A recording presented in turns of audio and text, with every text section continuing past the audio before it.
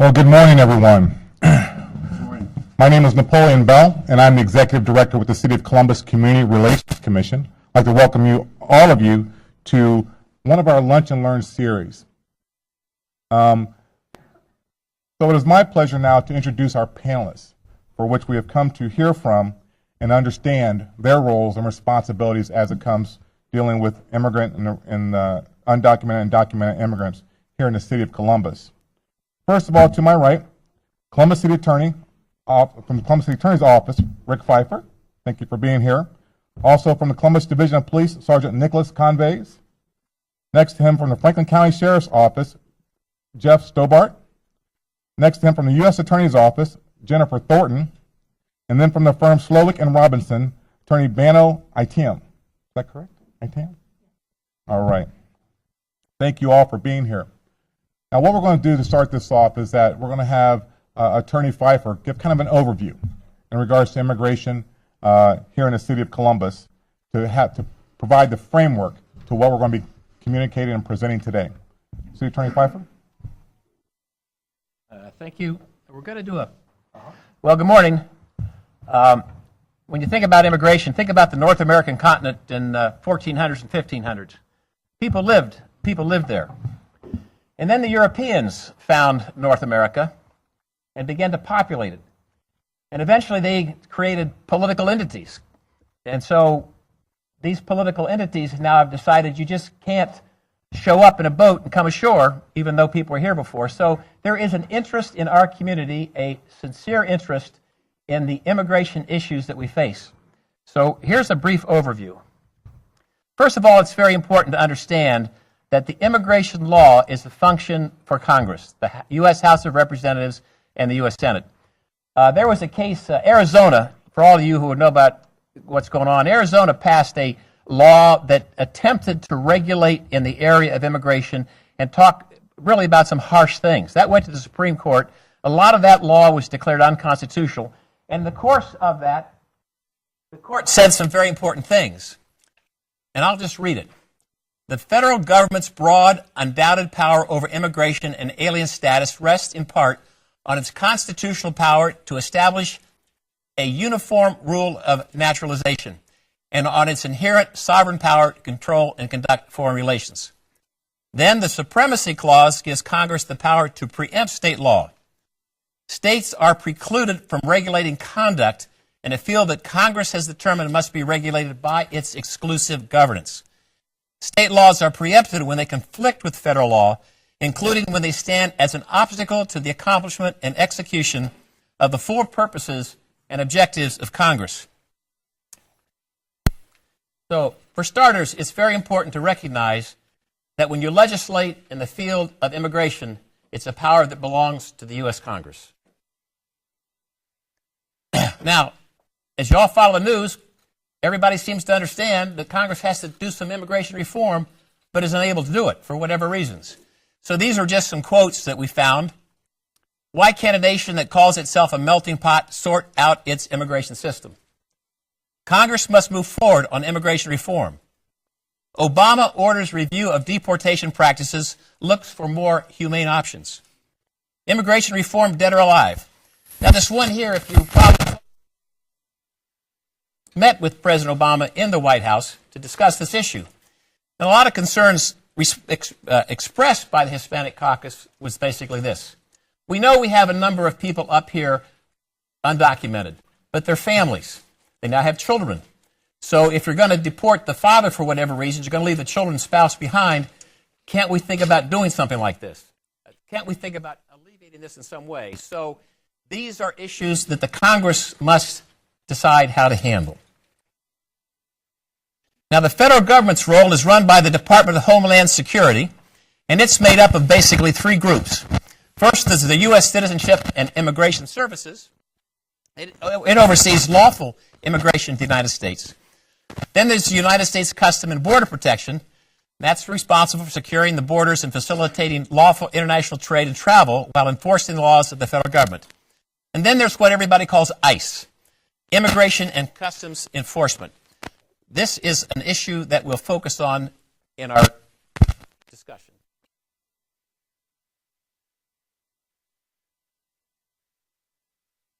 million Americans here, and we have about 11 million undocumented immigrants. Now, somebody asked me the question, do you count the 11 million undocumented immigrants within the 317 million? And we'll tell you what we found.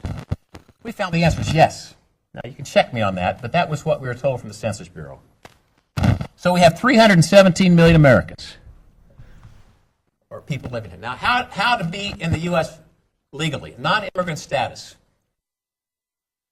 Non-immigrants are individuals authorized a temporary status in the U.S. for a specific purpose. Now, about 54 million came to the U.S. on a non-immigration visa in 2012. And these were folks that came over because they showed employment, they showed student status, and they can come into the country. Then you have about 110 million that come in because they're allowed, there's 13 participating countries that don't need a visa, and they come in for visitors, vacations, and that sort of thing. So you have, at any time in the United States, you have a lot of non-immigrants here on a legal basis, either through a visa waiver or a visa program. Now, the issue of being a refugee or seeking asylum. In 2012, about 58,000 people received refugee status, and almost 30,000 people received asylum. Now, you hear the terms refugee, immigrants, etc. To be eligible for refugee status or asylum, a person must demonstrate that he or she is unable or unwilling to return to his or her country of nationality because of persecution or a well-founded fear of persecution on account of race, religion, nationality, membership in a particular social group, or political opinion. Generally must be outside of the country of nationality but not firmly resettled in another country, and must be of special humanitarian concerns to the U.S. A long time ago, after the Vietnam War, then we had a lot of people from that area in Cambodia. Those folks, in some cases, became refugees or asylum seekers. Most recently, I think, when you look at the Somali community, those folks have come as refugees, and I think that's a fair statement. Now, if you want to apply as a refugee, you have to be outside the U.S., and once you get it, you're required to apply for a green card 1 year after being admitted into the U.S. And the green card is very important because that shows you have a legal status and can seek employment. If you're going to seek asylum, you're going to be in the U.S. or a port of entry, and then any alien in the U.S. or at a port of entry can apply for asylum regardless of their immigration status. Asylees may apply for a green card 1 year after being granted, after seeking asylum. Now, from what country have refugees basically come in 2012?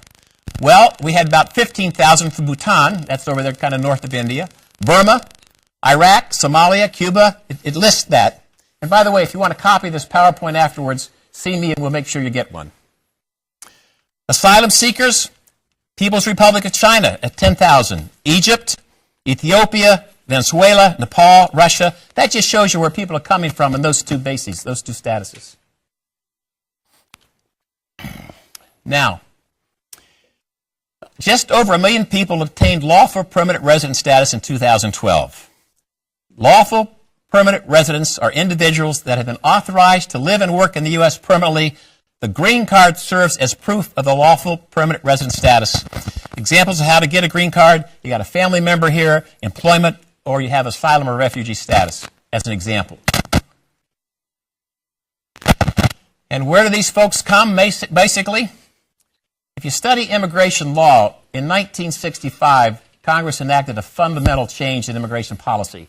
As a result of that, the types of folks coming to our country are from a lot from Asia and Africa. And as you can see here, in 2012, we had over 400,000 from Asia, over 100,000 from Africa. And if you look at the countries from North America, 327,000. Mexico leads with about 146,000, and then the People's Republic of China comes in second. This PowerPoint, we will cite for you all the sources we've used. And again, if you want to copy this, we'll get you one. Now, how to be in the U.S. legally? Well, I'm a U.S. citizen because I was born at Fort Jackson, South Carolina. My parents were U.S. citizens, and I got a passport. Now, path to citizenship. In 2012, about 757,000 folks became U.S. citizens. And to become a U.S. citizen, a green card holder must be a green card holder for the 5 years immediately preceding the filing of the necessary form, have maintained continued residence in the U.S. during the year, 3 if married to a U.S. citizen, have maintained physical presence for at least 30 months of the 5 years, 3 if married U.S. citizen, have good moral conduct, have English proficiency, and pass the U.S. citizenship, be 18 years of age or older, be willing to take an oath of allegiance to the United States of America. And again, these are some facts that shows you where folks are coming from that seek citizenship. A significant number from Asia, a significant number from, again, North America, and Mexico is considered part of North America, and that's over 100,000 folks. Now, if you enter the U.S. without documentation, if you're entering the first time, it's actually a misdemeanor offense. Now, if you have been deported and re-entry, that second coming in is a felony. Now, there's a lot of talk, and this is an issue that we're being asked to discuss within the city of Columbus, as to what they call the matricula consular cards. The Mexican consulate, and there's one in Indianapolis, will prepare a Mexican ID card, and according to the folks we talked to, individuals must appear in person at the consulate, and the closest consulate to us is Indianapolis, and present the following information. They got to show original birth certificate demonstrating Mexican nationality. They have to have an official government-issued photo ID to prove identity, and proof of a local residence in the United States under the same name, a telephone number, next of kin information, and if married, name, a marriage certificate. It's issued for 5 years, and it costs you $28. This is what more or less looks like one. It's going to have a photograph, a name, a signature, date and place of birth. According to the Mexican consulate, these security features of the card are supposed to be tamper-proof, non-duplicable, and the document proves that the bearer is of Mexican nationality and is living outside of Mexico. The consulate over in Indianapolis, there's the address, the phone number, the email address, and their website. Now, we're going to have a police officer talk about what the Division of Police do when encountering a person who is undocumented, and I will reserve that to our sergeant to tell you more about it as to how that operates. Again, this is something that our sergeant will talk about, that once a person is arrested and is undocumented, how is that person handled by the Division of Police? Now, we went and talked to ICE personnel about their policies because this issue has been raised. And we were told these facts, and it's a document that they prepared for us, that ICE only has resources to remove approximately 400,000 aliens per year, which is less than 4% of the estimated illegal alien population in the U.S. ICE says its enforcement priorities are these in enforcing these laws: aliens who pose a danger to national security or risk to public safety, recent illegal entrants, aliens who are fugitive or otherwise obstruct immigration controls. That's the priority in which they operate. Now, here's some interesting facts. I probably can't see it from here, but let me go through a basis. In 2013, ICE conducted a total of 368,000 removals. 133,000 of those were individuals apprehended in the interior of the U.S., and 82% of those removed had previously convicted a crime. And then ICE conducted 235,000 removals of individuals apprehended along the borders while attempting to unlawfully enter the U.S.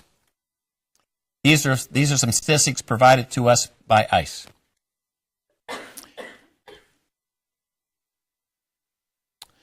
This is the information that we found that documents what we just talked about.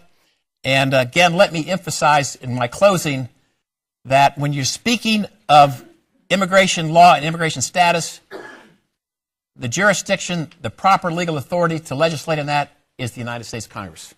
Now, Mr. Bell, I think somebody else is going to talk.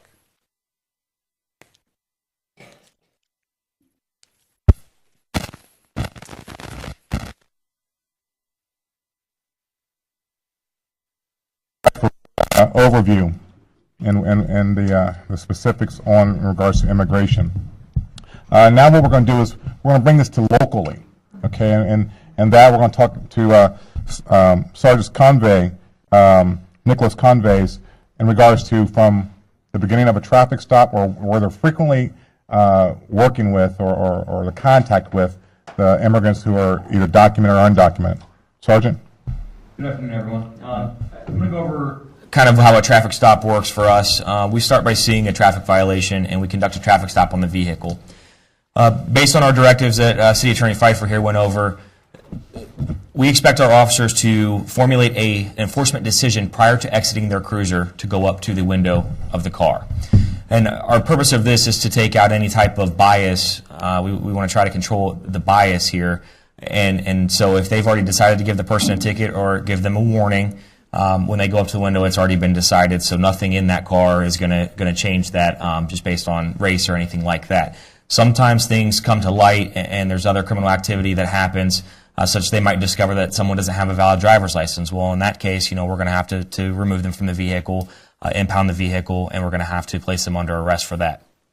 As far as immigration goes, when an officer stops a vehicle, if they come across an illegal immigrant on that traffic stop, a couple things are going to occur. The first thing is we want to try to identify that person. And so we might come across these consulate ID cards. They might have some type of a passport or something. And then the officer has to decide, are they a visitor or are they a resident of the state? Because that's going to come down to the driver's license law.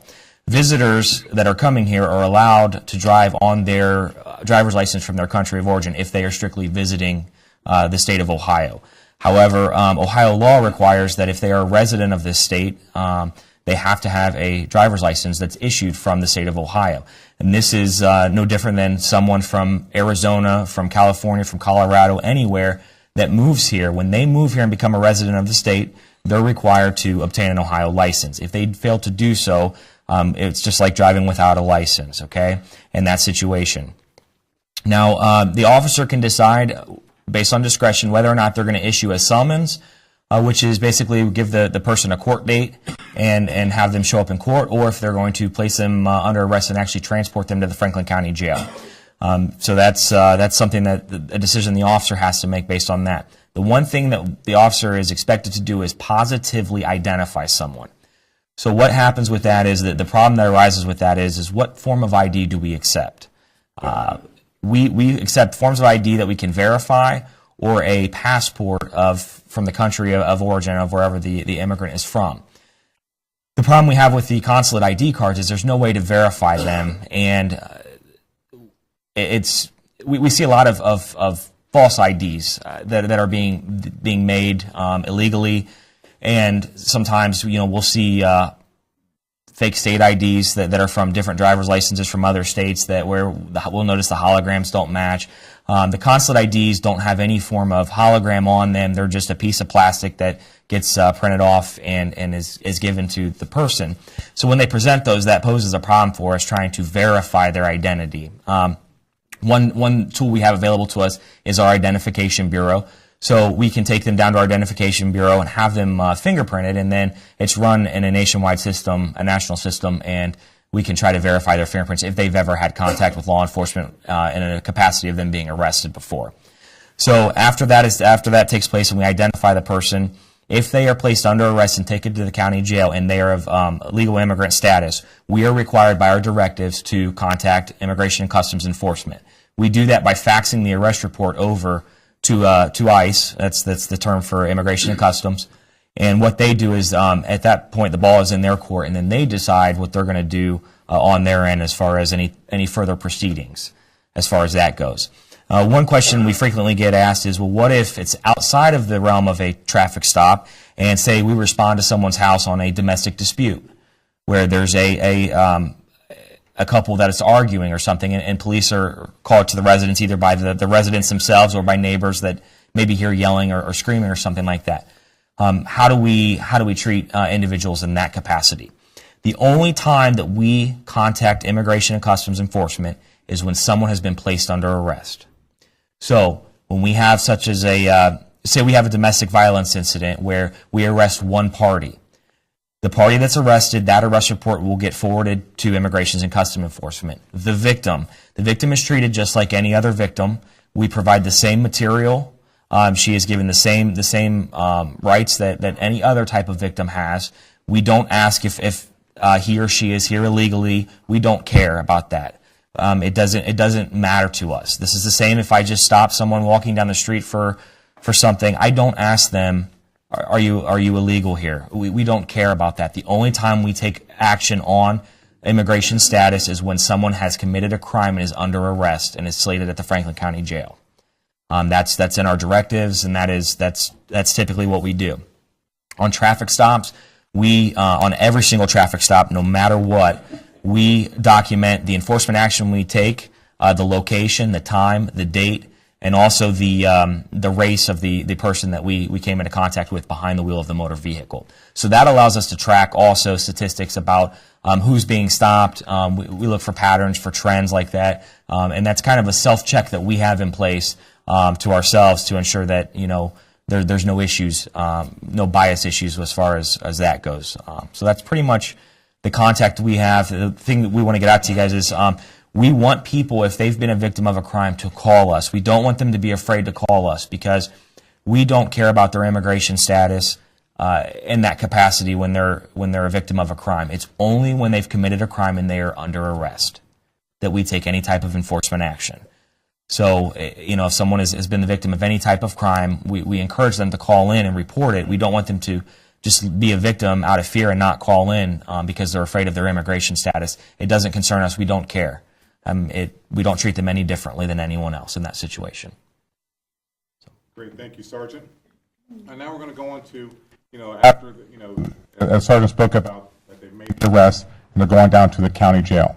And so Chief Deputy Jeff Stobart will speak on that process and what happens there. I'd like to start by saying the policies and procedures that the sergeant here explained as far as how we deal with things out on the street. Our policies in the Franklin County Sheriff's Office are almost identical to those with the Columbus Police Department and the Columbus Division of Police. Our policies pretty much mirror each other. I think one of the big misconceptions, especially from the jail point of view, is that we're housing administrative holds for ICE. Someone who's done nothing really criminally wrong, but is just an undocumented alien. This whole forum here is to kind of discuss the myths. That's a giant myth. We do not house in Franklin County Jail administrative holds for ICE. The only people that we do hold for ICE are people who have committed an underlying offense or crime. If someone's gone out and committed a crime, and through the investigations of the street officers been found to be an undocumented alien, those officers notify ICE and ICE sends a detainer. Basically, at that point, once their criminal case has been adjudicated through the courts, whether they've been released on bond, whether whatever's happened with that case, that administrative hold kind of kicks into place. We will hold that individual for 48 hours and 48 hours only. ICE basically has 48 hours to either come pick that individual up or we release them. So there are no people being held in the Franklin County jails, period, on straight administrative holds. Anyone who comes to our facility has an underlying criminal offense attached to that. And I think that's one of the big misconceptions and myths that are out there. I see a lot of our friends from Bread here today. We've met with Bread on numerous occasions. I think we've hammered most of this out with the Bread folks in the past. And I think everybody has a pretty clear understanding of what we do and don't do within our jails. We think we've done a pretty good job within the jails of providing translation services. The Franklin County Jail has a pretty robust contract with Assist Translation Services. Basically, we make a phone call to Assist. They get us translators generally within a half an hour to an hour. We're blessed that we have quite a few staff that are multilingual. We're certainly looking for more. We want our office to reflect our community. We've asked BRED and other organizations to reach out to that community. I mean, I think one of the underlying things that we want to communicate as a sheriff's office is we're hiring a ton of people right now. We have probably 100 deputy positions that we're getting ready to hire. We have somewhere in the neighborhood of 150 civilian positions within the sheriff's office that we're looking to hire. We would love to have more multilingual people applying for those jobs. We want our agency to reflect our community, and if there's anybody here that knows somebody that's looking for a pretty good job with pretty good benefits, we would certainly encourage you to push those people our direction. Okay, thank you, Chief Deputy Stobart. Next up, we will be speaking with the U.S. Attorney's Office, Jennifer Thornton. She's the outreach coordinator, and she's going to speak a little bit about U.S. Attorney's Office and their piece in this, but then also the outreach that they are doing to continue to build those relationships. Thanks, Napoleon, and good morning. As he said, I'm Jennifer Thornton. I'm the outreach coordinator for the U.S. Attorney's Office, Southern District of Ohio. And our office prosecutes those who have allegedly committed a federal crime. Those crimes can range from violent gun crime to cybercrime and tax fraud to labor and sex trafficking. We also represent the United States in civil litigation. Our district covers the southern 48 counties of Ohio, and the U.S. Attorney for our district is Carter Stewart. He was appointed by President Obama, and there are more than 90 U.S. attorneys all across the country. As Napoleon said, I'd like to highlight our outreach here today, and an important part of keeping communities safe is connecting with them and educating them. And on the flip side, it's important to connect with communities so that we can do the best job that we can to help protect them and to learn from them.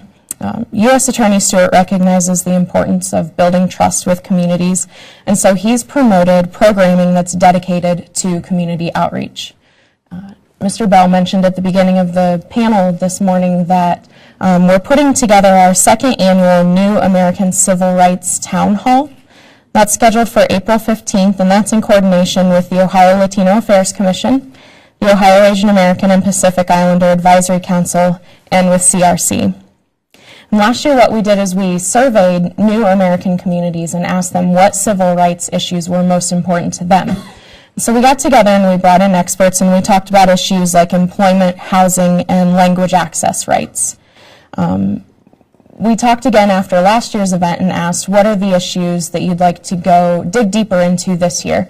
And so this year we're planning to talk on building relations between law enforcement and community, about hate crimes, and we're going to have a student panel for deferred action for childhood arrivals. If you'd like to come to this year's town hall, there's a flyer on the table when you first walked in. You can also register online at civilrightstownhall.eventbrite.com. And just a few other outreach efforts that we have. We get together regularly, like I said, just to build trust and to learn what's going on in other communities. So we help host a Columbus Community Engagement Council that meets quarterly, a Cincinnati Multicultural Advisory Council, and a Somali Advisory Council here in Columbus, and we do that in coordination with FBI and Homeland Security. Connecting with the community also helps raise awareness about crime trends so that the public can better protect themselves. And we've worked to spread the word about some scams that target immigrant communities specifically. And so we've partnered with some of the local police departments in our district to talk about things like notario fraud and immigrant documentation fraud. And I've put a resource document, again, back on the back table to kind of educate folks on what is notario fraud, who's being targeted, and how can I report that, how can I protect myself and my family. We also work with other agencies, like I mentioned, like Homeland Security, the Federal Trade Commission, U.S. Citizen and Immigration Services, and the National Counterterrorism Center. And we put out regular district newsletters when we come across really good resources or those crime trends to help educate the public consistently. If you'd like to learn more about our community outreach or to access some of the resources I mentioned, you can visit our district website, and that is www.justice.gov/USAO/OHS. There's a community outreach section on that website. And if you'd like to discuss specific initiatives for your community, you can call me. My number is 614-469-5715. And the last thing that I'd like to highlight today is how we work to protect victims of crimes. And we've kind of mentioned that. So what we do, a resource available to us for those victims of crimes who are also undocumented is the U visa and the T visa. And Congress created both the U visa and the T visa as support for victims of certain serious crimes. The purpose of the U visa is to give victims temporary legal status and work eligibility in the United States, and the T visa was created by the Trafficking Victims Protection Act, and that's specifically to support victims of human trafficking. The process is typically initiated with law enforcement agencies, and then we have a victim witness coordinator in our office who helps to support that process and to make sure that it gets completed. And more information about those visa processes are available through the U.S. Citizen and Immigration Services. Thank you. Great, thank you so much for that information, Jennifer. Now we're going to turn to Attorney Bano Atayam. She's from the firm Slowick and Robinson, and she's going to give the perspective of those who come to her from the immigrant community to ask for her for assistance in dealing with whether they've been arrested or they don't know where to turn. She's in direct contact with them and representing them when it comes to the court of law. Thank you, Mr. Bell. As Mr. Bell stated, my name is Bano Aitam. I am an attorney at Slowick and Robinson. We are a boutique immigration law firm located in downtown Columbus. Our primary areas of practice include employment-based immigration and family-based immigration. My area within the firm is family-based immigration, and I also lead the firm's litigation practice. Family-based immigration, I mostly see or help individuals who are trying to adjust their status based upon a marriage to a U.S. citizen, or someone who has been a permanent resident for either 5 years or 3 years and will now like to file for naturalization. And so that's pretty much the family-based side. The litigation side is more so what we are discussing here today, which is the removal and deportation defense. And so I typically get the individuals after they have been cited by law enforcement, and they'll come to see me to see what their options are. Either they've been stopped for, most of the time they've been stopped for a traffic violation, which leads to a no driver's license, and so that's how they are discovered, I should say. They'll come and they'll want to know what their options are. And mostly 100% of the time, these individuals want to know, how can I become legal? They don't want to live here undocumented. They face struggles every single day. They're here because they have no other choice. This is really a human rights issue. A lot of these individuals are here because they have to be here. They come here to work so they can support their families back home. And a lot of the individuals have families here. They've been here for 10, 15 years, and they have spouses and children, and they've built a life. And so they'll come to see me to see what their options are.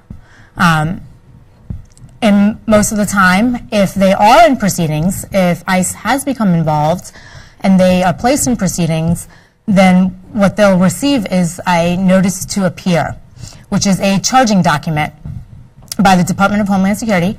It alleges allegations pretty much stating that they are not a national of the United States, they've been here for a certain period of time, and they weren't inspected or admitted And so they need to appear before the Executive Office of Immigration Review, which is in Cleveland, Ohio. That's the only immigration court in Ohio, is the one up in Cleveland. And there are 3 judges that preside. As Attorney Pfeiffer stated, we have 11 million undocumented immigrants in this country. And so one court in the state of Ohio is not enough. These immigrants, they face years and years of wait time just to go through the immigration system just so they can have their case heard. It's a long process. It's a very lengthy process. Right now, the Cleveland Immigration Court is scheduling cases 4, 5, 6 years out because their docket is so full. And so while these people, they wait for their chance to be heard before the immigration court so that they can apply for some type of benefit or some type of relief so that they can stay here legally. Now, there are a lot of undocumented immigrants who unfortunately don't have that option, that they can't apply for any type of relief.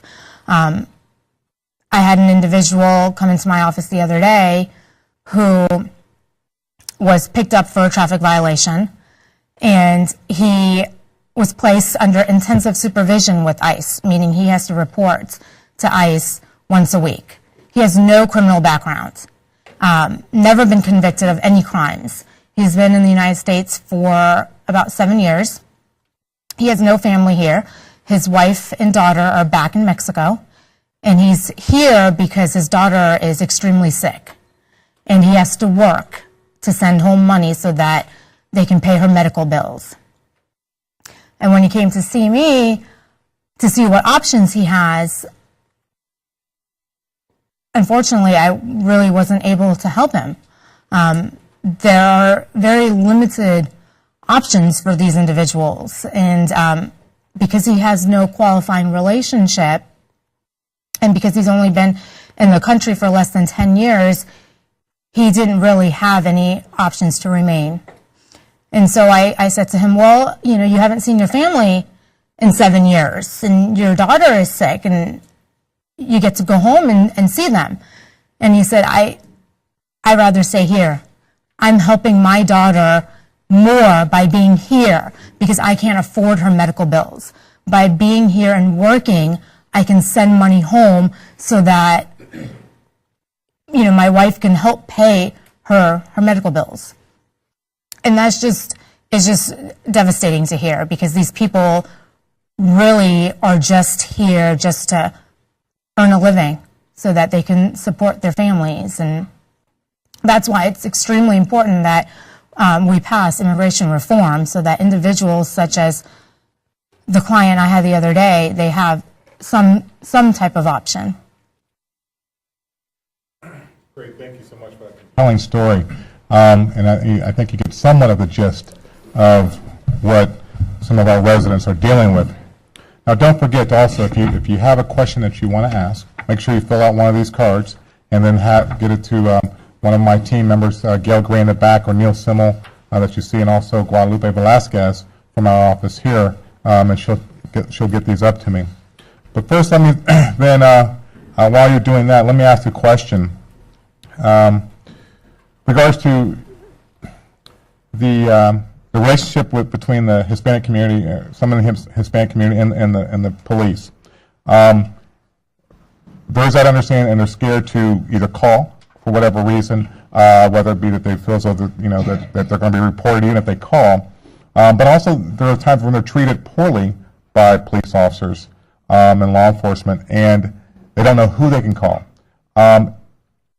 We refer them to Internal Affairs Bureau, but is there an opportunity outside of that how they can be heard? Because even that connection between themselves and Internal Affairs Bureau, they could be thinking that they will be reported, by doing that because of fear of retaliation. Is there an option there, or is this a process that they can feel secure in? I don't know exactly what would make them feel secure, besides just educating them on our procedures and that we don't care about their immigration status when they have been a victim of a crime. The only time we care is if they've committed a criminal offense. Our Internal Affairs Bureau is a great bureau. If you feel that an officer has not acted appropriately or in accordance with our expectations, our division directives, you obviously can file a complaint there. And again, they don't care about your immigration status at Internal Affairs. Also, we have community liaison officers, and what they do is they build bridges with the community. And I would challenge the immigrant community to reach out to them. Again, they don't care about immigration status. In fact, they would prefer that to be contacted so they can set up some type of roadway there between law enforcement and the community. So when they are victims of crime, we want to solve these crimes. I mean, we don't like criminals no matter who they target. We don't like it. We want to take enforcement action if we can. And so if you reach out to our community liaison officers, if you have a certain type of crime or there's some type of pattern going on, we want to hear about it. And so maybe it's just education that, the reassurance there that we could care less about the immigration status when you've been a victim of a crime. Now, you talked about the community liaison officers. Who are they and how many are there and how would they get a hold of them? We have a community liaison on every precinct. They're all posted on our division intranet page, or excuse me, our division website, columbuspolice.org. You can go there, and they're all listed there, and reach out and contact one of them. It's per precinct. If you have a question about what precinct you live in, if you're not sure what precinct it is, we have the maps on there. You can see what precinct you live on there and get in contact with the liaison officer. Great. Question that came in from the audience.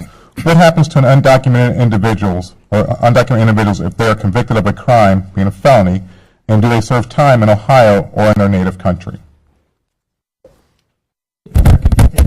Court here in the United States, they would serve their time in our facilities.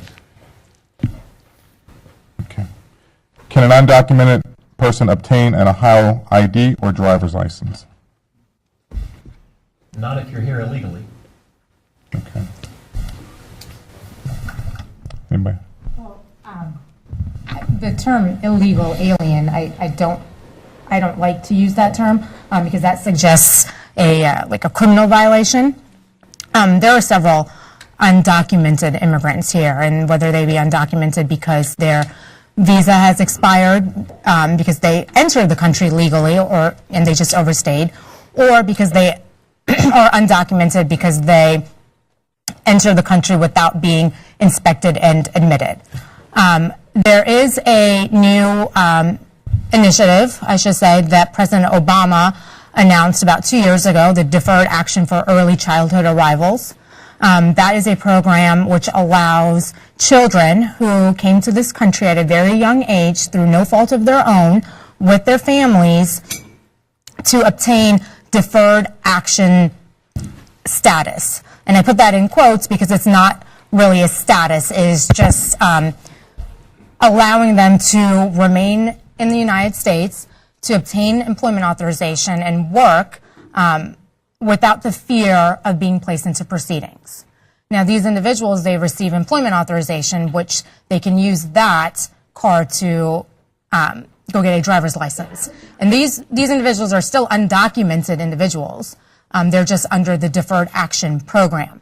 And if you have that employment authorization card, you can obtain a valid Ohio driver's license. Great, thank you.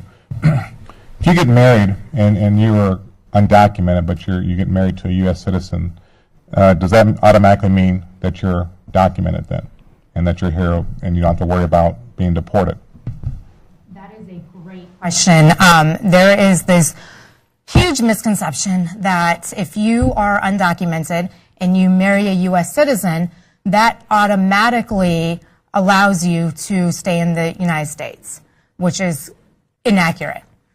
You still have to go through the process. And if you are undocumented because of a visa overstay, but you enter the country legally and you just overstayed your visa, you can file for adjustment of status through your relationship with that U.S. citizen spouse. That process is about 5 to 6 months, and you will receive a green card. If you enter the country without inspection and you're married to a U.S. citizen, well, the process then is is longer, and it's a little bit, it's more difficult. You have to file for an immigrant visa. You have to leave the country and process in your country, and you have to file for a waiver. You have to ask our government to forgive your unlawful presence in the U.S. Once the waiver is approved, then you can enter the country lawfully. So, no, you still have to go through the process. Great, thank you. While someone is waiting on their court date at immigration court, can they stay in the U.S. in the meantime? So apparently someone feels though if you're waiting on a court date that you have to go back while waiting for that court date, or are you able to remain here? You are able to remain here. Okay.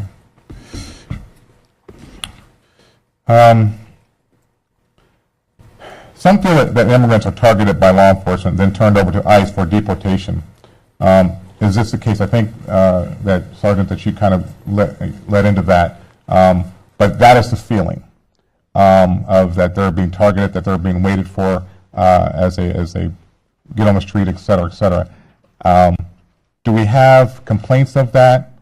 And is there, and what as a supervisor, what would you be able to deal with that particular officers or officers who are doing that type of profiling? I'm not aware of any complaints as far as that goes, and I assure you, as law enforcement, we target criminal activity. We don't care where you're from, what your economic status is. We just target the criminal activity. Like I said, we have the internal checks and balances in place as far as every single traffic stop that an officer does.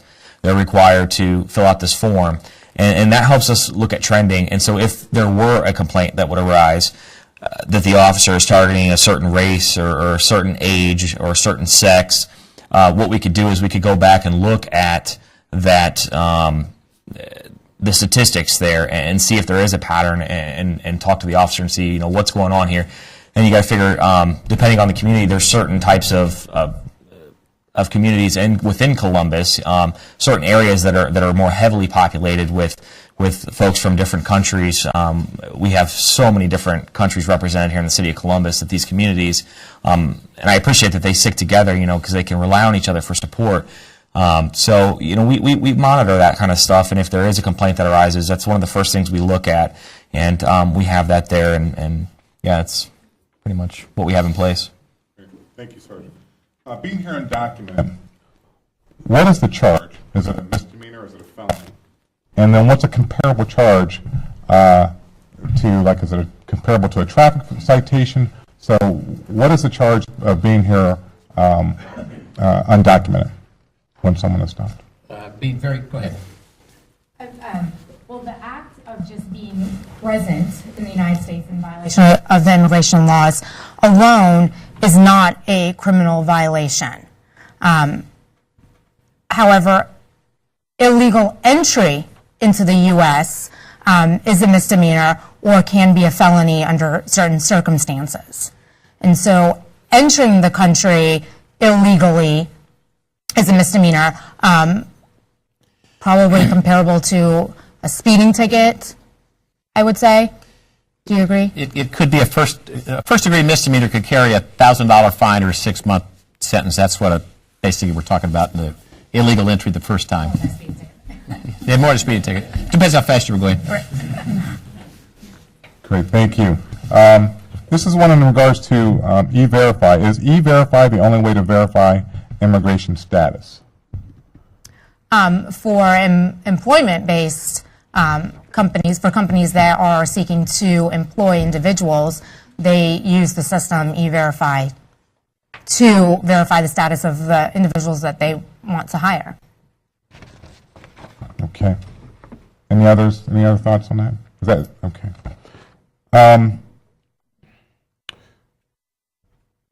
If an individual does not have a driver's license, what type of other, and this is individuals in general, what type of other ID is acceptable if an individual does not have a driver's license? Keep going. Any type of state ID from anywhere in the United States, because we have a system that's called LEADS. So if we have a state ID from Texas or wherever, Maine, we take that and we are able to run that through our system and verify it from that state that it was issued there. And also it has a picture on the ID. For us, for our purposes, positively identifying somebody is with a picture. I could give his information if it didn't have a picture on it, and you would know no difference if I was him or me. You wouldn't know. But if there's a picture on there and the picture doesn't match, that's a red flag for us. So we have to see a picture. So a passport from the country of origin, or any type of government-issued ID here in the state of Ohio. It doesn't have to be a driver's license. In Ohio and in most states, you can obtain a identification card. And a lot of times people will get these cards to cash checks, employment checks and stuff like that. If they're not able to get a license for whatever reason, they can get these identification cards, and we do accept identification cards as long as they are state-issued in the United States. Great, thank you. Kind of a follow-up on that. If an individual does not have a verifiable ID, is he or she automatically taken to jail, or is there some discretion? They're not automatically taken to jail. We have our identification bureau. What we'll do is, if a criminal offense has occurred, the officer is required to positively identify somebody. If they are unable to identify that person, they have to be run through our identification bureau. Okay, so that means they're going to get their picture taken and they're going to get their fingerprints taken. And then at that point, they're going to compare those fingerprints to anywhere else in the nation if they've ever had contact, like I said before, with law enforcement in an arrest capacity. If there's no match, say it's the first time this person has ever had contact with law enforcement and they're under arrest, at that point, whatever name they've given us, that is going to be in our system. So say 3 weeks down the road, they go over into a different city and they give a different name. Well, they're going to run it and say, well, you were just in Columbus, Ohio, and you gave this name, so this is what we're going to go off of. You're not being truthful with us about what it is. After the person is run through our identification bureau, then it is officer discretion on whether or not they're taken to the county jail or if they are released on a summons of a court date. Great, thank you. If an individual does not have a driver's license, can they purchase an automobile and also insurance?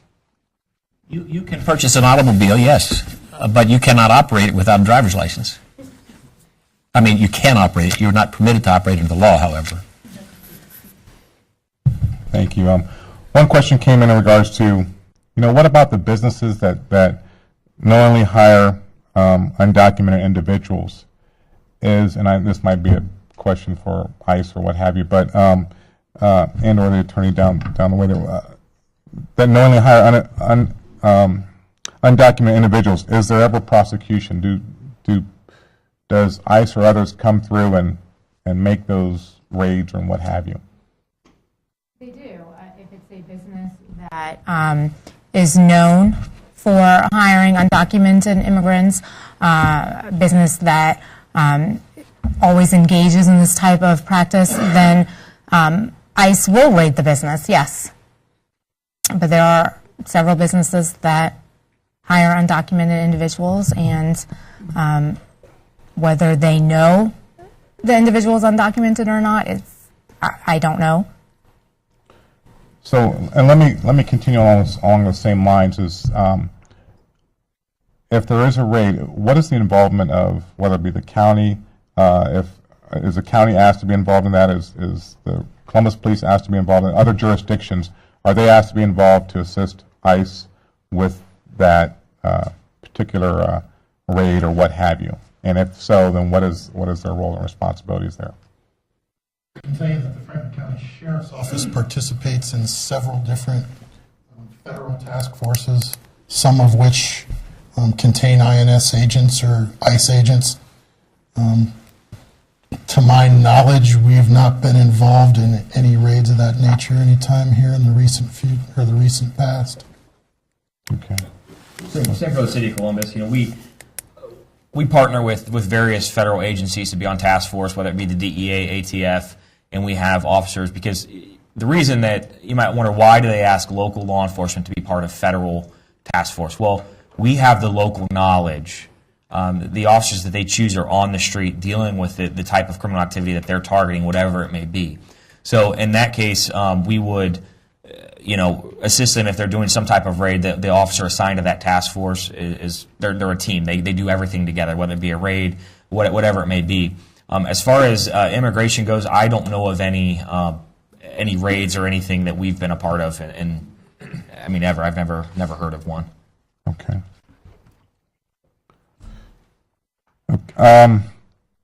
If I know someone who's been arrested as a Columbus citizen, what are my first steps to get the info, such as if they know of an undocumented person who was arrested, how can they get information as far as the status, where they are, and where they are in the process of their arrest? Are they being held for the 48 hours? How would they gather that information? Someone who's been brought to the Franklin County Jail, you contact the Franklin County Jail. The phone number is 614-525-3368 or 3369, and that is our prisoner information lines. Any information that's public record in reference to that individual can be released to anyone calling and inquiring about that person. As far as bond information and that type of stuff, obviously in most occasions, those individuals will being run through the Franklin County Municipal Court. Bond information can be obtained from the Franklin County Municipal Clerks, and 645-8186 is the phone number there. Okay. 645-8186 is the number to the clerk's office, the municipal clerk's office, and the Franklin County Sheriff's Office. Prisoner information line again is 614-525-3368 or 3369. Okay. Now, let me ask you this: what is the criteria for faxing that document to ICE? If this person was of African descent, let's say, and they weren't able to provide ID, identification, et cetera, is that person also, that information sent to ICE? I mean, is there some type of parameters or criteria that is put in place that X person will be sent to ICE and Y person will not? Yeah, it's like I said before, the only time we fax the arrest report to ICE is when someone has been placed under arrest for a criminal offense. So if someone is placed under arrest for criminal offense, and through the course of the investigation, the officer, one of the things they have to do is they have to obtain all their identification information, and that includes a social security number. So if someone has not been issued a social security number, that's a red flag for us. And so what they'll do is, if they suspect that the person is, here illegally, what they'll do is they will fax that detainer to ICE and I shouldn't say detainer, the arrest report to ICE, and then ICE decides whether a detainer gets put in place or not at the jail. That's out of our hands. From my understanding, sometimes they do, sometimes they don't. I don't know what their criteria is that they're used to select that. And the other reason we want to know if someone is here illegally or undocumented is because we also need to contact their consulate from their country. And what the consulate does is the consulate will give them information about legal proceedings in the justice system here, okay? Because I'm sure it's pretty scary being in a different country and being arrested and taken to jail, not knowing how the legal system works and all that. So what we do is we contact our communications bureau, and then they get a hold of the consulate, and the consulate will reach out to whoever it is that's under arrest and give them information about the legal system, what's next for them, and so forth. Give them information to help put them at ease so they know what to expect. For the Sheriff's Office, it's pretty much the exact same. There has to be an underlying criminal offense there. The arrestee is born outside of the United States. The arrestee requires that consular notification, and we can talk a little bit more in depth about that. There are some mandatory reporting countries. Some countries require that you notify their consulate if one of their citizens has been arrested. There are some that are non-reporting, but we afford the opportunity to everyone who comes through who's not a direct U.S. citizen to contact their consulate. Again, some of the triggers for us: if the arrestee requires an interpreter, speaks little or no English, the arrestee has no form of identification, or doesn't have a social security number. A second thing I can tell you that's done in the Franklin County Jail is every day ICE has requested that we send them a commitment list. So every single person who is arrested in Franklin County is basically placed on a list. That list is faxed to ICE daily. Great, thank you. Some people think that that there's this relationship or partnership between law enforcement and ICE in regards to having ICE show up and pick up people at the site of where this is or where the person is arrested. Is this the case or no? That's not the case at all. In fact, as City Attorney Pfeiffer here explained, they have a very limited number of personnel to do these deportations. They do not even have the manpower to even begin to do that. Nor do we want to prolong our arrests and be sitting out there for a long time waiting on them to show up. We do not do that. All we do is simply fax the form, and then it's in their hands, whatever they decide to do with it. On our end, that's where our obligation ends, is at the county jail. When we drop them off and we slate them, we are no longer a part of that, and then the rest of that lies with ICE. But no, they do not come to the scene to do anything. So just for clarity also, you spoke of when you go to the jail, is it that CPD faxes it, or do you hand off the arrest information, give it to the county, and then they fax it? It just depends. Sometimes it depends on if there's a fax machine available that's working at the Division of Police headquarters.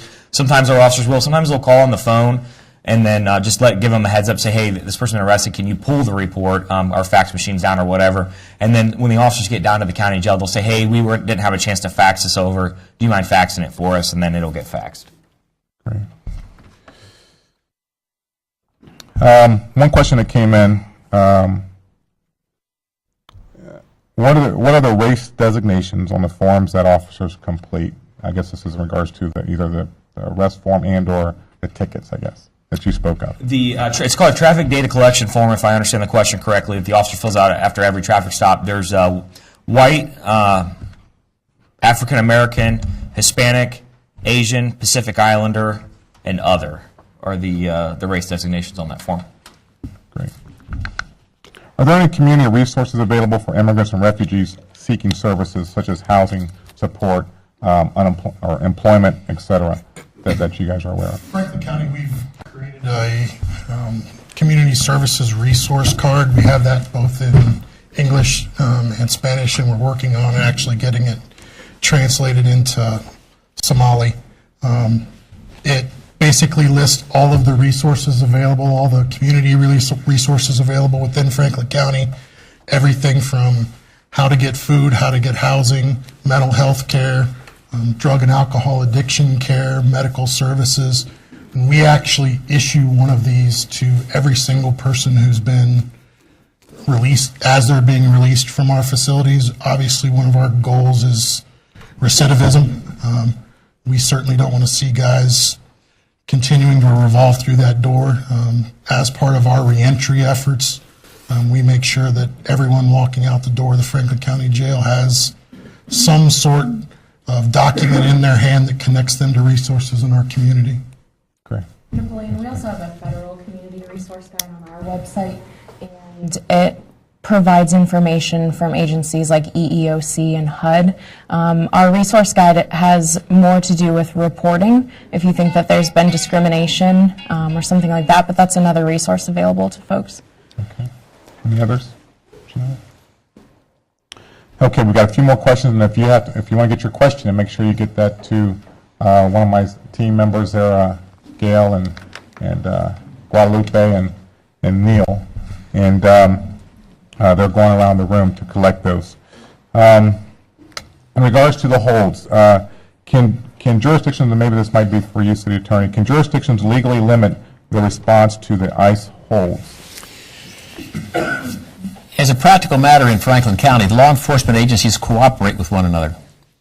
And to that extent, if someone is telling us that they don't want us to observe the federal law relative to how we're supposed to cooperate with an agency, we won't do that. So, again, in Franklin County, you'll find that it's been my experience that our office, that Mr. O'Brien's office, that Mr. Stewart's office cooperates, and the Columbus Police cooperate with the County Sheriff's Department, with the other there's a lot of political subdivisions in Franklin County.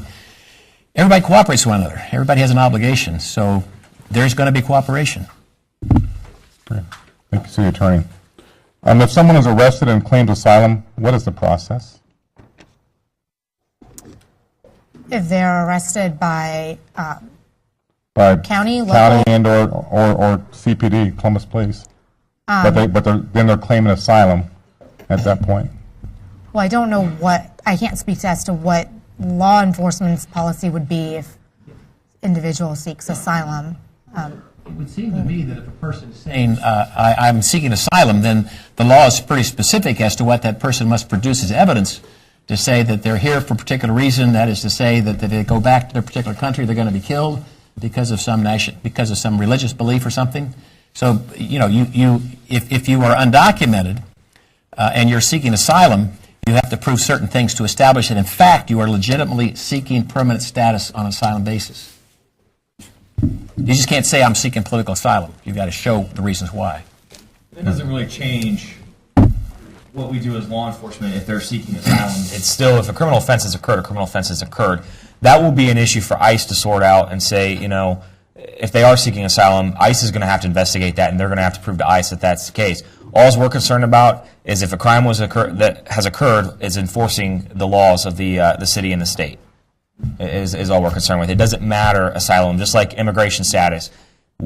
If you've committed a crime, you're going to be arrested. It doesn't matter if you're legal, illegal, seeking asylum. It doesn't matter. If a crime's been committed, you'll be arrested. Again, from a jail perspective, once they get to us, there's already been that underlying criminal offense that's occurred. And if we had someone who came in and was making these types of claims, that was trying to articulate this to us, through the booking process at the jail, we would ensure that they got some kind of contact with their consulate. Once they're placed in proceedings and they have to appear before the immigration courts, that's when they would ask for asylum before the judge. Okay. One of the questions came in, and I think it was answered before, but I'm going to ask it again. Would it help immigrants if CPD would accept photo ID cards issued by the person's country consular office? The only reason that we would accept that would be just kind of a start looking at that person's identification in our system and in a national database. But as far as that being satisfactory proof of identification, unless it's a passport or that type of document or a state-issued ID, we at this time do not accept those to positively identify someone. That would be with a picture and it being a government ID from the United States or a passport. Those are the two forms of ID that we accept right now. So, yeah. The DOJ and the FBI, none of the federal agencies recognize the matricula as a valid form of identification at this point. Okay. Thank you. Well, isn't the issue really on those how you authenticate through some database as to whether or not the card you've been given, in fact, does represent that person? For instance, you're stopped for a traffic stop, you give your driver's license. Well, law enforcement has an ability to then access a database to verify that. So isn't that basically the issue from a law enforcement standpoint? You want a backup verification of some kind? Correct. The consulates cannot provide any database or any verification to law enforcement that these are valid forms of identification. Not only that, they can't provide to law enforcement the authentication that the documents that were provided to obtain the matricula are valid documents. So again, at this point, not even the DOJ, the federal government, the FBI recognize the matricula. Okay. Could you speak also about the U visa and the protections that it may or may not apply to someone who's a survivor of something like domestic violence and being undocumented? Familiar with the U visa? What's the question? The U visa. Could you speak about the U visa and the protections it may or may not have or apply to someone, applies to someone who is a survivor of domestic violence and is undocumented? Well, I think that's kind of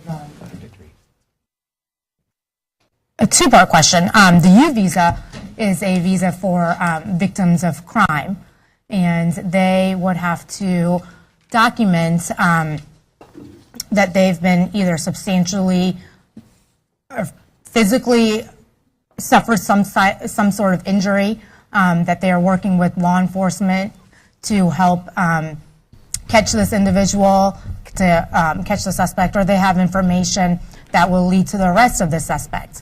There are only about 10,000 U visas that are available each year in the United States, so it's very difficult to get. If you're speaking as to domestic violence, there is a separate process for victims of domestic violence, which is VAWA, the Violence Against Women's Act.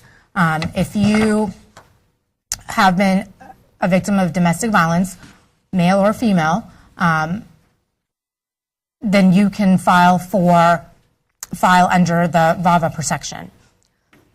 Excuse me, and obtain legal residence status that way. Thank you. One of the questions is if they want to get a copy of the traffic of the report of the traffic stops with those race designations, is the general public are they able to gather that? Absolutely. It's public record. Just contact our public records office and put a request in for the data, and they'll send it out to you. Great. The next question, what should we do if we are offered money to marry an undocumented person outside from the U.S. for the sole purpose of getting them to the U.S.? Is there an issue with that? Well, whoever asked the question should be able to answer that, him or herself, I would think. Any other thoughts? Yeah, that's against the law, first of all. It's punishable up to, 5 years of prison time and I think a $250,000 fine. So I wouldn't recommend Wouldn't that. suggest that.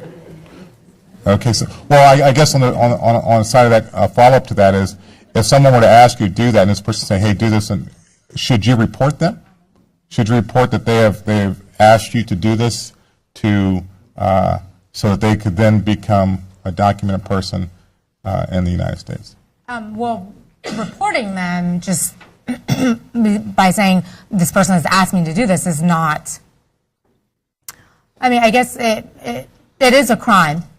So I work in litigation defense, and so I think it'd be difficult for me to say yes, report that individual, but it's a moral question. I think. Like that, too, Yeah. like that you would get a prosecutor to indict because it's going to be he said, she said, and people look at that and say, we got too much other stuff to do besides run that one down. We see, individuals every day, couples who, even married couples who get into arguments, and No. the U.S. citizen spouse will contact our office to see, how can I get my spouse deported? Can I report them to ICE? We have a green card application pending. Can I withdraw my petition? Sure, you can write to ICE and you can let them know, and then it's up to ICE to pursue that individual. All right, well, I want to go back to, because we've had several questions come in, again, in regards to the matricular consular identification, in regards to it being a valid document. And if you could go back over why this isn't considered a valid document, also by local police, but I understand also by the feds. Why is this not accepted as a valid document? Why do they feel as though that it's being duplicated or illegally duplicated for the use of individuals or anyone? I think there are several different reasons why the DOJ is saying that they don't recognize the matricula as a valid form of ID. One is it's very easily counterfeited. The second is the consulates are unable to provide law enforcement or anyone with legitimate information saying that the documents used to obtain the matricula are valid documents. Not only that, but you can go from consulate to consulate and obtain the matricula. You can get go to Indianapolis and get one. You can go to another consulate in another city and obtain one. And sometimes we're finding individuals with multiple matricula, same picture, different information, different name, different dates of birth, and that's a frequent thing. I'm not sure how much more specific you're looking for me to get, but they are unable to verify and authenticate any of the documents used. The authentication of it, we like to be able to verify the ID to know that it's real. We do a couple things to find out it's real. I'll give you a quick story of one that I knew wasn't real. I had a gentleman on a traffic stop hand me an Indiana driver's license. Well, the hologram said the Grand Canyon State. Like, okay, this probably isn't correct, right? Because the Grand Canyon State would be out west, not Indiana. So we have holograms. Every type of identification, there's certain specs on it. There's counterfeit, just like money. There's all kinds of different little tricks inside of money that helps us understand if it's counterfeit or not, right? There's stuff put in it. You can turn it a certain way and it changes. Same thing with every state has security features in place in their IDs, right? So these consulate IDs, the matricular IDs, they do not have any type of anti-counterfeiting security features placed inside these IDs. So just like the Chief Deputy said, they are easily counterfeited. And where that becomes a problem is we don't want a criminal getting by that maybe has a warrant outstanding for their arrest or something, and we can't positively identify them. That's why we're so strict on positively identifying people, is because we don't want someone that maybe has committed a murder in another state and they get stopped by law enforcement. We have who we're looking for, but we don't know it. And they give us this matriculate ID card, which can be easily counterfeited, and they pulled one over on us and we just let someone go. That's why we're so strict on what we accept as forms of ID. And also, the verification of these IDs, we are able to verify any state ID that's issued in the United States through a system called LEADS. Okay, it's a big law enforcement database. I'm able to pull up information about that individual, their demographics as far as height, weight, their address, all that stuff. It goes into vehicle registration as well. You know, we're able to verify that kind of stuff because there's a database. As far as a matriculate goes, there's nothing for me to run. I cannot put that into a database and find out if it's valid or not. I just can't. There's no way to verify its authenticity. So it sounds like there's several issues here, is that there could be several different IDs from several different states, from several different consulars, correct? Correct. And they could all have different names on them. And then the second issue also is that to be able to communicate with the consular to verify that yes, I issued this, yes, this is a good ID, et cetera, going forward. And then also through the LEADS database, that does not connect either. Correct. With them. Okay.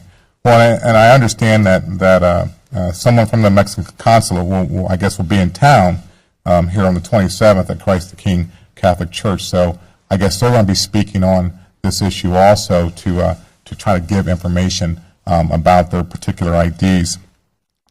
And in regards to IDs, if an undocumented person is pulled over on a traffic offense and can prove identification with a passport, will they be arrested or taken for further identification? So the passport, is that good enough for verification of your identity? it is, yeah. If a passport is given to the officer, in fact, the officer appreciates that because it's less work that they have to do. We don't have to transport them down to our headquarters and get them fingerprinted and get their picture taken.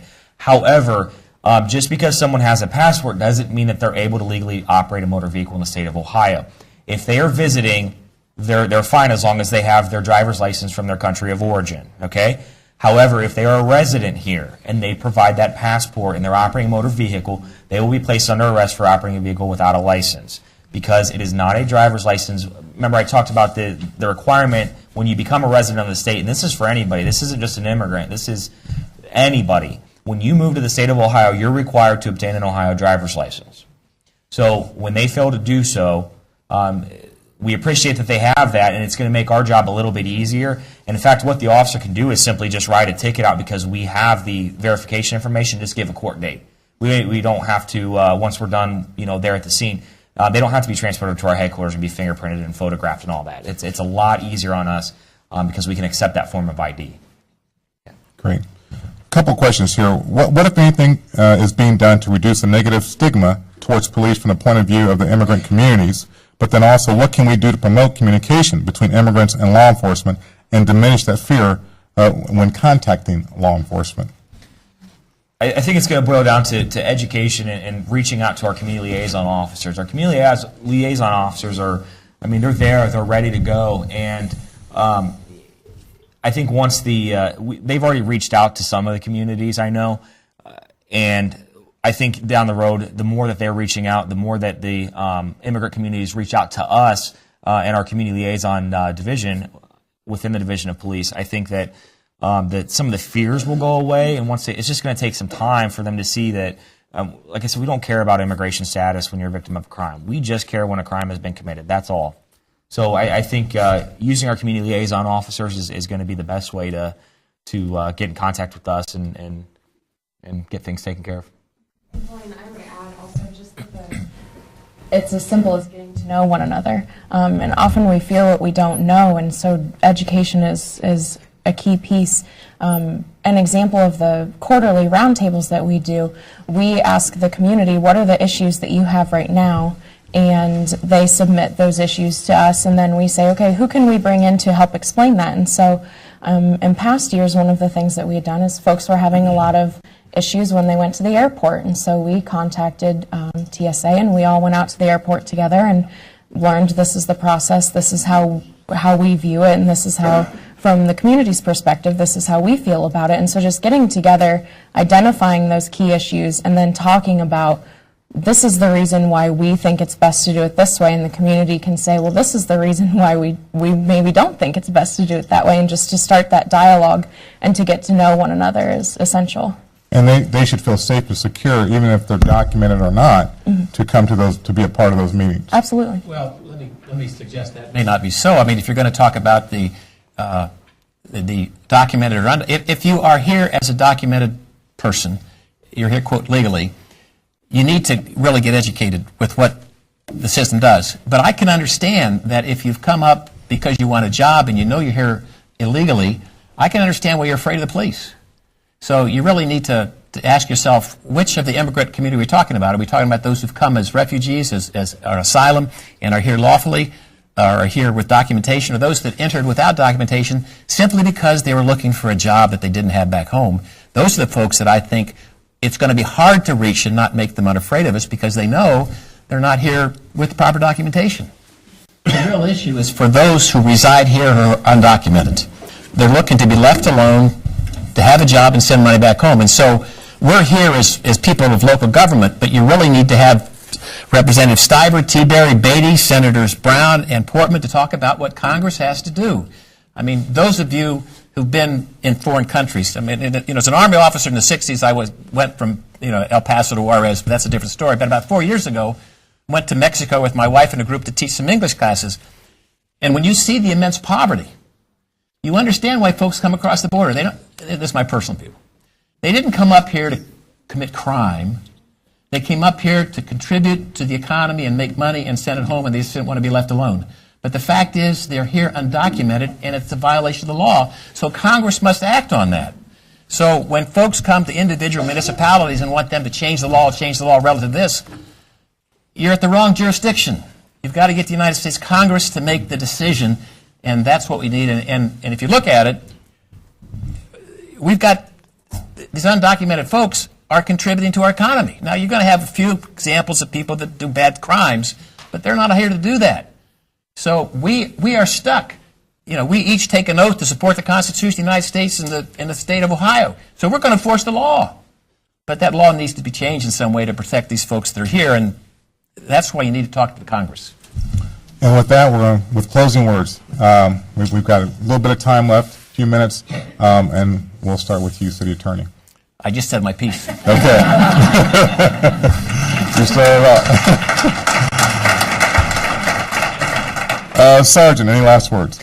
I just want to thank you all for being here. I think that the opening a dialogue between law enforcement, I'm always a big proponent of getting the dialogue open between law enforcement and the different communities. Please, each of you has the opportunity to leave this meeting. I hope you all learned something today.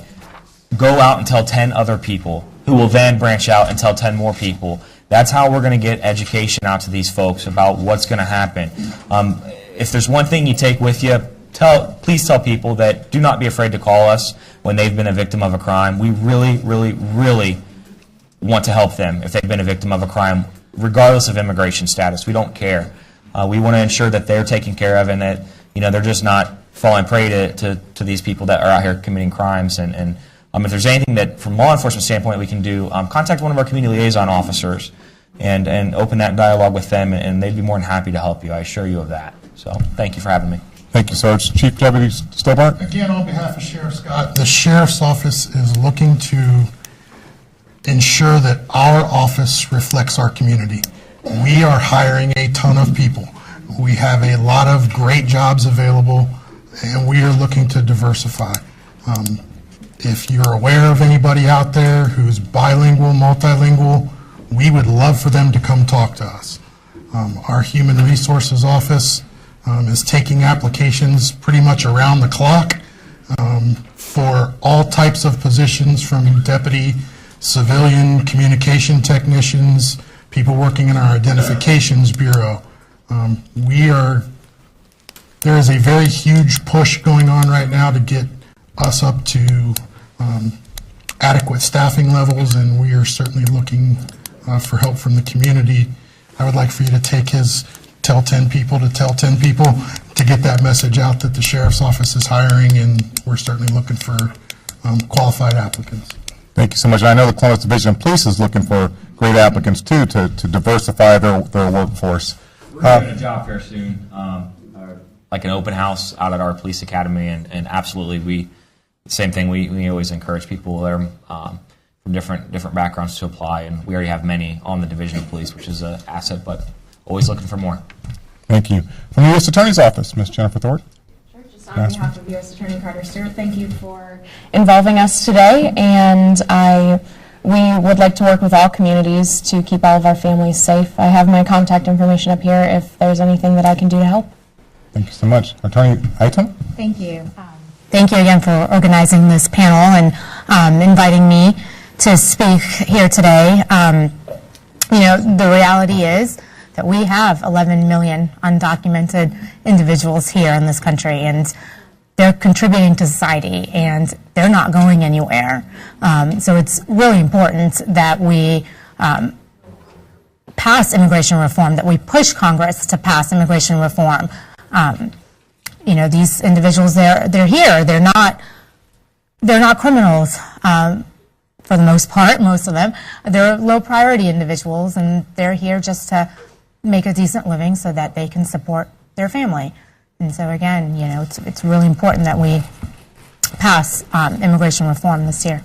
Great. Thank you. Thank you. And a few words from our council member, Councilmember Paley. I just wanted to come up here and thank you all for coming here and being interested in your community and the city of Columbus, as I am. And I wanted to reiterate what the officer said from my personal, not as a city council experience, with police liaisons. If you don't know who your police liaison is, you really need to, because they not only help protect you, but I know that my police liaison, before I was on city council, has resolved a lot of our neighborhood issues, comes to our block watch almost every time we have one. So really, they are great resources for everyone, and they're just there to be your advisors. So please contact your police liaisons. And again, thank you for being here, and we appreciate your input. Thank you. All right. Well, thank you so much, and have a great day.